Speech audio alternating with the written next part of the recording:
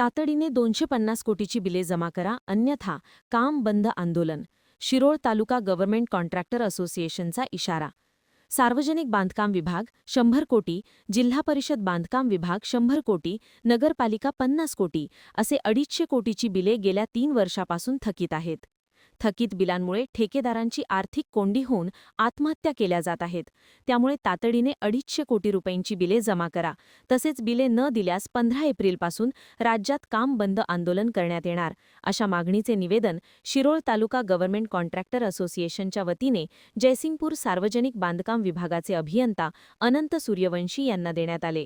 निवेदनावर अनिल पाटील, उदय संकपाळ, योगेश पाटुकले, प्रकाश बन्ने, राजाराम रावण, प्रवीण इंगळे, अजित पाटील, मिलिंद साखरपे, शकील गैबान, शहानवाज तहसीलदार, राहुल मिस्त्री यांच्यासह ठेकेदारांच्या सह्या आहेत.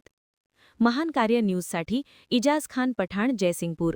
आज गव्हर्नमेंट ठेकेदारांची 96,000 कोटी रुपयाची थकबाकी म्हणजे बिले पेंडिंग आहे आणि तरीसुद्धा महाराष्ट्र शासन नवीन निविदा काढत आहे आणि आमच्यावर जे कामं झाले त्यांची बिलं देण्यासाठी टाळाटाळ करते.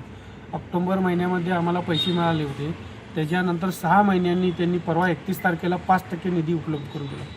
तो सुद्धा रात्री 8 वाजता निधी उपलब्ध करून दिला आणि 12 वाजेपर्यंत खर्च करायचं त्याला मुदत होती. तेवढ्या वेळात काही लोकांना पैसे मिळाले, काही लोकांना पैसे मिळाले.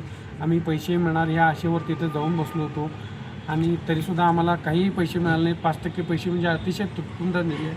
आज आमच्याकडं कोणताही सप्लायर, खडीचा, मुरमाचा किंवा डांबर सप्लायर, शेळीवाले कोणीही आम्हाला उधार द्यायला तयार नाही आणि शिवाय प्रशासनाचा आमच्यावर दबाव आहे की वेळेत कामं पूर्ण करा, अन्यथा तुमच्यावर दंडात्मक कारवाई करू, अशा प्रकारचं पत्र आम्हाला पाठवत आहेत.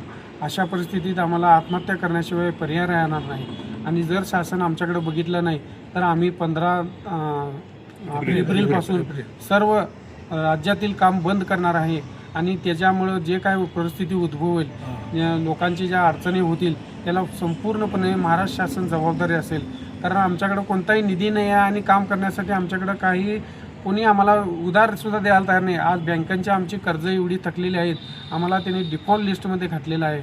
त्यामुळे आमची तिथेही पत गेलेली आहे, सप्लायरांच्याकडे पत गेलेले आहे आणि शिवाय आता महाराष्ट्र शासन नवीन तरतूद न करता म्हणजे 96,000 कोटी थकबाकी असताना 96,000 कोटी बजेटमध्ये तरतूद करायला पाहिजे होती, पण तेवढी न करता 25,000 कोटीच केले. म्हणजे याचा अर्थ सरळ असा आहे की हे 96,000 कोटी आम्हाला त्यांनी 4 वर्षामध्ये देणार आहेत आणि आम्हाला तुटपुंजा निधी म्हणजे आमचा जो नफा आहे तो 7 ते 8% असतोय कॉन्ट्रॅक्टरांचा. जर तुम्ही 4 वर्ष आम्हाला दिलं तर बँकेचं 12 ते 14% व्याज असते. 4 वर्षाचं व्याज बघितलं तर जवळजवळ 40% व्याज आम्ही भरल्यावर नव्हते. त्यामुळे आमची घरदारं विकून आम्हाला ते सगळे पैसे भरावं लागणार आहे. याच्या शासनानं सखोल म्हणजे नोंद घ्यावी आणि आमचे पैसे जास्तीत जास्त लवकर कसे देता येईल याचा प्रयत्न करावा आणि जोपर्यंत तुम्ही आमचे मागील निधी देत नाही तोवर तुम्ही नवीन निविदा काढू नये, कारण त्या नवीन निविदेना तुम्ही कुठून पैसे देणार आहे. जर तुमच्याकडं मागचेच पैसे द्यायला तुमच्याकडं निधी नसेल, बजेट नसेल तर नवीन निविदा कशासाठी काढताय तुम्ही? म्हणजे नवीन निविदा काढून लोकांना तुम्ही सरळ फसवताय की कॉन्ट्रॅक्टर काम करतायत आणि तुम्ही निविदा देत नाही. रोज नवनवीन योजना तुम्ही सादर करताय, पण तुमच्याकडं तेवढी जर निधी नसेल तर तुम्ही ते करू नये, कारण त्या केल्यामुळं सरळ तुम्ही आम्हाला तोंडावर फसवल्याचा असा प्रकार होतो आहे. आणि अशा पद्धतीनं आमचं एवढंच निवेदन आहे की आमचे जे मागील निधी आहे तो बिले आहेत ती वेळेत आणि ताबडतोब द्यावी, एवढीच आम्हाला शासनाची नम्र विनंती.